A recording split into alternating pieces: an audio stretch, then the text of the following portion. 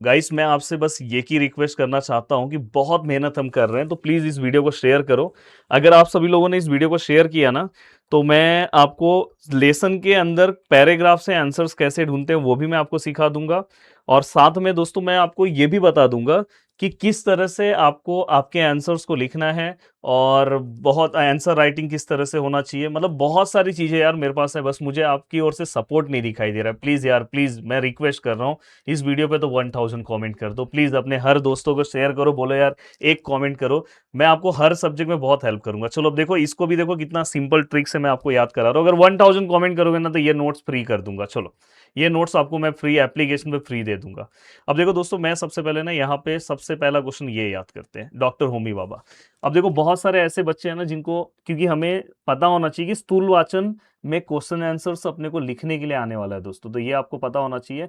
बस ऐसे टीपा लिया आपको लिखा रहेगा डॉक्टर होमी बाबा, तो आपको पता होना चाहिए। अब देखो मैंने यहाँ पे कुछ वर्ड्स हाईलाइट किए हैं, देखो जैसे अणुशास्त्रज्ञ, ये जो दिखाई दे रहा है आपको, ये एक वर्ड्स का आपको अच्छे से प्रैक्टिस करना है।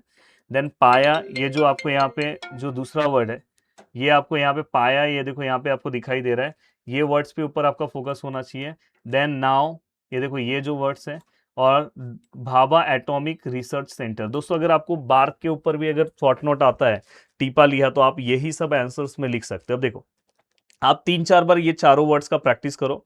डॉक्टर होमी बाबा हे भारतातील विश्वविख्यात अणुशास्त्रज्ञ होते। देखो बस ये वर्ड्स अगर आप अच्छे से प्रैक्टिस कर लोगे ना, ये वाले वर्ड्स को अगर आपने अच्छे से प्रैक्टिस कर लिया, तो आपका काम कितना आसान हो जाएगा, और आप आराम से बहुत अच्छे से आप अपने आंसर्स को दे सकते हो। देखो ये वाला काम आपका अगर कवर अप हुआ, तो पहला लाइन तो आपको याद हो गया। त्यानी भारतातील पाया आपको याद है, तो अणु संशोधनाचा, अणु देखो ये वर्ड आपको अच्छे से करना है, संशोधना, संशोधनाचा पाया।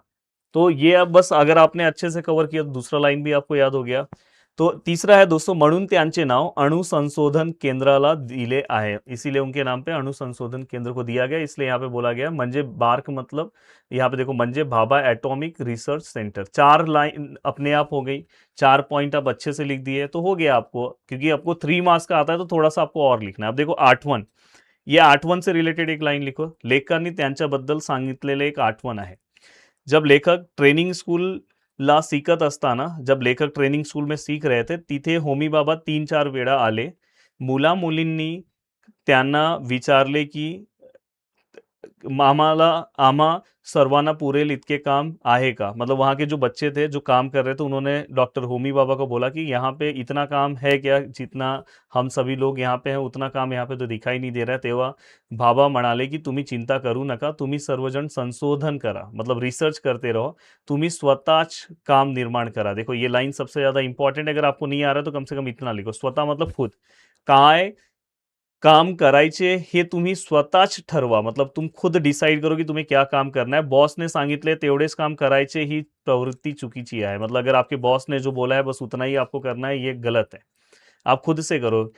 या उद्गारातून डॉक्टर होमी बाबा यांच्या संशोधनाच्या बाबतीत सकारात्मक मतलब पॉजिटिव दृष्टिकोन दिसून येते। तो देखो अगर आप पूरा नहीं लिख पा रहे हो, तो कम से कम ये 3-4 वर्ड्स लिखो, 2-3 बार इसको रीडिंग करो, 2-3 बार आंसर लिखो, देखो आपको word to word answer learn हो जाएगा, और पेपर में ऐसे ही सीधा सीधा आता है। अब देखो दोस्तों यहाँ पे, अब देखो ये वाला क्वेश्चन कितना आसान है।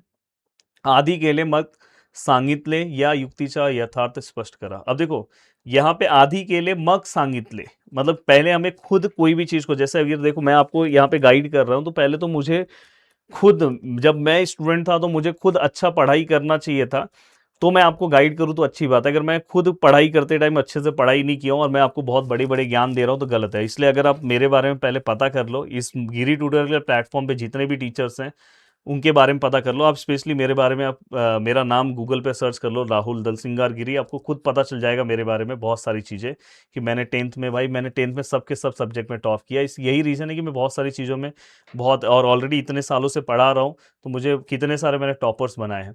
आधी केले मग सांगितले यातून फार मोठा मोलाचा संदेश संत रामदास महाराजांनी दिले आहे। मतलब ये संदेश किसने दिया, संत रामदास जी ने दिया है। आपल्याला एक वाईट सवय असते, वाईट मतलब हमें एक, हमारे मन मतलब हमारे अंदर एक एक मतलब बोलते हैं ना गलत प्रवृत्ती है, की ती म्हणजे आपली कामे दुसऱ्यांनी करावी। हमारे अंदर हमेशा है कि हम, हमारा काम हमेशा कौन करना चाहिए, दूसरा कोई करना चाहिए। आपण परावलंबी न होता स्वतःची कामे स्वतःच करण्याची जिद्द आपल्यात असायला हवी. मतलब हमें परावलंबी मतलब दुसरे के ऊपर डिपेंड नहीं होना चाहिए. हमें खुद का काम खुद करना चाहिए. आपण स्वतःच आपली कामे करण्यात कुशल असलो की आपण आपले उदाहरण दुसऱ्याला दाखवू सकतो. अगर आप सच में मेहनत कर रहे हो तो दूसरे को आप बता सकते हो. उदाहरण मतलब अपना एग्जाम्पल दे सकते हो. स्वावलंबी होऊन आपली कामे आपण केली की दुसऱ्यांनाही विश्वास वाटतो आणि मग आपण दुसऱ्यांसाठी आदर्श होतो. यालाच आधी केले मग सांगितले असे म्हणतात. तो देखो दोस्तों, ये देखो यहाँ पे आप ये कुछ वर्ड्स हैं, अगर आप याद कर लोगे जिद्द, उदाहरण, विश्वास, आदर्श, तो अपने आप आपको आंसर्स याद हो जाएगा. अब देखो दोस्तों, यहाँ पे ये होने के बाद ये देखो स्काई इज द लिमिट ही परिस्थिती केव्हा निर्माण होऊ शकते. देखो डॉक्टर होमी बाबा यांच्या मते स्वतःच कामे निर्माण करणे, काय काम करावे हे स्वतःच ठरवणे ही सकारात्मक विचार प्रत्येकाने करायला हवा. देखो जो पीछे आपने लाईन पढ़ा तो वही फिर से आ गया. बॉसने सांगितले तेवढेच काम करणे ही चुकीची प्रवृत्ती आहे. कोणीतरी बोट धरून चालवेल, मार्ग दाखवेल ही स्थिति शुरुआतीला ठीक है. मतलब सर स्टार्टिंग में अगर कोई आपको गाइड कर रहा है कि हाँ भाई ऐसे पढ़ो वो सब सही है. पर ऐसे आप स्टार्टिंग से अगर लास्ट तक करोगे तो गलत है. शेवटी स्वतःचे काम स्वतःच शोधणे हे ध्येय असावेच. यालाच स्काई इज द लिमिट म्हटले जाते. तो बोल रहे हैं कि स्टार्टिंग में ये सब चीजें सही है, पर अगर आगे चल के अगर आप उसी चीज को आगे आपको खुद से खुद की चीजें करनी चाहिए.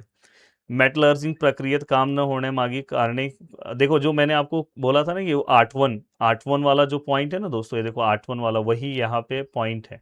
यहाँ पे वही पॉइंट है. देखो लेखक बार्कमध्ये इंजिनियर म्हणून रुजू झाले तेव्हा त्यांनी मेटलर्जिंग प्रक्रियेवर काम करायला सांगण्यात आले. मेटलर्जिंग एक प्रोसेस होता है, आपने पढ़ा होगा साइंस 1 में, आप लेसन नंबर 8 में पढ़ोगे.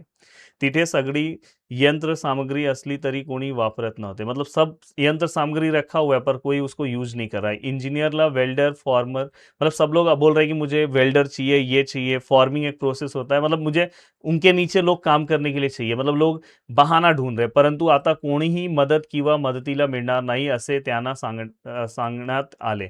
मतलब उनको डायरेक्ट बोल दिया गया कि आपको कोई नहीं मिलेगा, आपको काम करना है करो, नहीं तो मत करो, कोई आपके अंडर नहीं मिलेगा. त्यामुळे कोणीही मदत न घेता इंजीनियरला आधी सर्व कामे स्वतःच करावी लागत. मतलब फिर इसलिए इंजीनियर अपने आप खुद का काम खुद करने लगे. सगळी कामे स्वतःच इंजीनियरला करता आली की मग त्याला इतर माणसे हाताखाली मिळतील आणि ती आनंदाने काम करतील.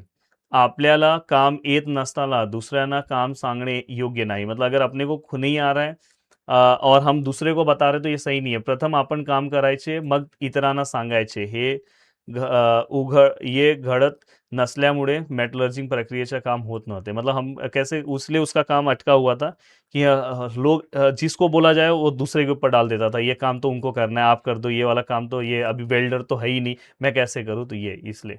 अब ये अगर आप चारों आंसर अगर लर्न कर लोगे अच्छे से, अगर आप देख लोगे, चलो स्क्रीनशॉट ले लो. मैं देखो एक एक दिखा रहा हूँ. स्क्रीनशॉट लिया आपने, ठीक है. इसका स्क्रीनशॉट ले लो, ले लिया. इसका स्क्रीनशॉट ले लो, ले लिया. और इसका स्क्रीनशॉट ले लिया. और ये जो मैं ग्रीन कलर का लाइन ये वर्ड्स पे अंडरलाइन किया हूँ, इस पे अंडरलाइन कर देना पेपर के टाइम पे, जिससे पेपर चेकर को बहुत आसान हो जाता है आपके आंसर्स को ढूंढने के लिए और आपको पूरे मार्क्स मिल सकते हैं. तो चलो मिलते हैं नेक्स्ट वीडियो में. Bye bye, take care. और इसी तरह से आप अपनी चीजें कवर करो. चलो बाय बाय, टाटा.